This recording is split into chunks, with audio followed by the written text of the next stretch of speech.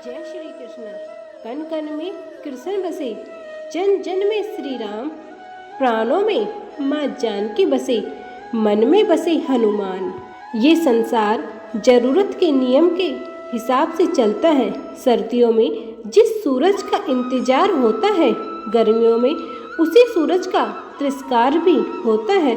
आपकी कीमत तब होगी जब आपकी जरूरत होगी। लोगों की मत सुना करो, लोगों का काम है कहना। लोग तो कहते हैं कि पूनम उजली है और अमावस्या काली है, फिर भी पूनम को होली है और अमावस्या को दिवाली है। भगवान ने सभी को धनुष के आकार के होठ दिए हैं, मगर इनसे शब्दों की बाण ऐसे छोड़िए जो सामने वालों के दिल को छू जाए, ना कि दिलों में छेद कर जाए। आपके साथ कितना भी छल क्यों न हुआ हो, परंतु परमात्मा का आशीर्वाद आपसे कोई नहीं छीन सकता। लोग कहते हैं जैसी संगत वैसी रंगत, परंतु संगत से इंसान के स्वभाव पर कोई फर्क नहीं पड़ता, क्योंकि विभीषण रावण के साथ रहकर भी नहीं बिगड़ा और कैकेयी राम के साथ रहकर भी नहीं सुधरी। भगवान कहते हैं दिल खोल कर सांस लो, अंदर ही अंदर घुटने की कोशिश मत करो। कुछ बातें मुझ पर छोड़ दो, सब कुछ खुद सुलझाने की कोशिश मत करो।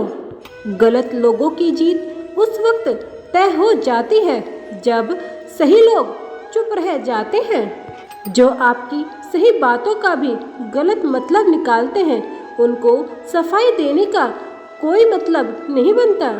कर्म के पास ना तो कागज है ना किताब है, लेकिन फिर भी सारे जगत का हिसाब है। दुनिया के 4 स्थान कभी नहीं भरते, समुद्र, शमशान, तृष्णा और मनुष्य का मन।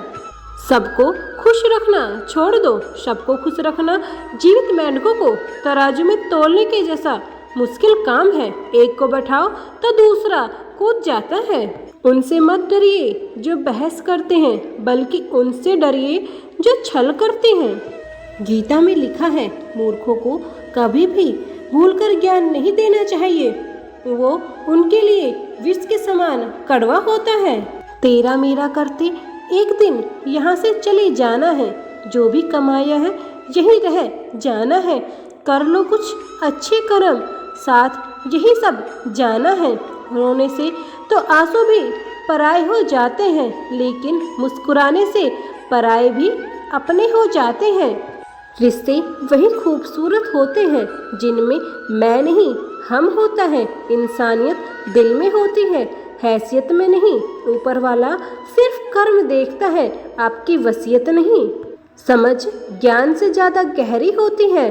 बहुत से लोग आपको जानते जरूर हैं, परंतु कुछ लोग ही आपको समझते हैं। जो लोग दूसरों को बर्बाद करने की सोच रखते हैं, वह अपने मकसद में इस हद तक अंधे हो जाते हैं कि वह खुद को कब बर्बाद कर दे उसका उन्हें पता भी नहीं चलता।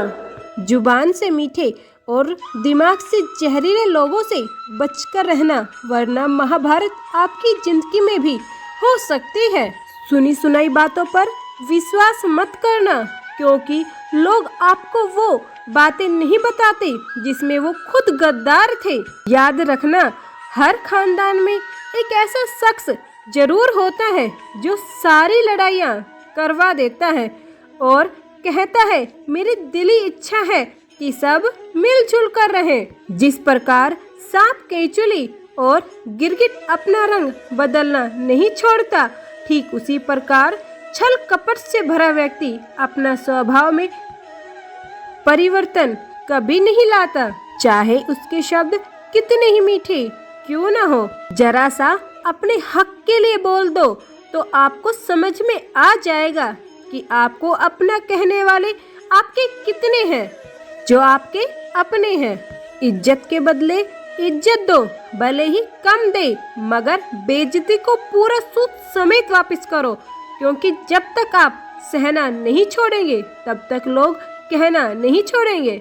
भगवान श्री कृष्ण कहते हैं क्रोध बुरा होता है, पर जहाँ जरूरत है वहाँ दिखाना चाहिए, नहीं तो गलत करने वाले को एहसास ही नहीं होगा कि वो गलत कर रहा है और वो आपके साथ हमेशा वैसा ही व्यवहार करता रहेगा। उन्हें छोड़ देना उचित है जो आपके होने का मूल्य नहीं जानते।